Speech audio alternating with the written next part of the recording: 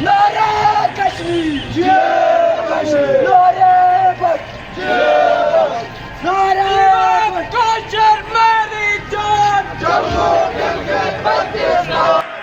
آج آزاد کشمیر کے شہر راولہ کوٹ میں خود مختار کشمیر کی حامی تنظیموں نیشنل اسٹوڈنٹ فیڈریشن اور جموں کشمیر لبریشن فرنٹ کے نوجوانوں نے صابر شہید اسٹیڈیم میں سابق وزیر اعظم سردار تنویر الیاس کے 19 جولائی قرارداد الحاق پاکستان کے حوالہ سے منعقدہ ایک پروگرام میں یاسین ملک کی تصاویر آویزاں کرنے کے خلاف زبردست جلوس نکالا۔ اس احتجاجی جلوس کا مقصد یہ تھا کہ خود مختار کشمیر کے علمبردار یاسین ملک کی تصاویر کو سیاسی مقاصد کے لیے استعمال کیوں کیا جا رہا ہے، لہٰذا اس تصویر کو یہاں سے ہٹایا جائے۔ اس احتجاج پر یاسین ملک کی تصاویر کو اس متنازعہ پروگرام سے ہٹا دیا گیا۔ رپورٹ راجہ آفتاب احمد، KFT نیوز، راولہ کوٹ۔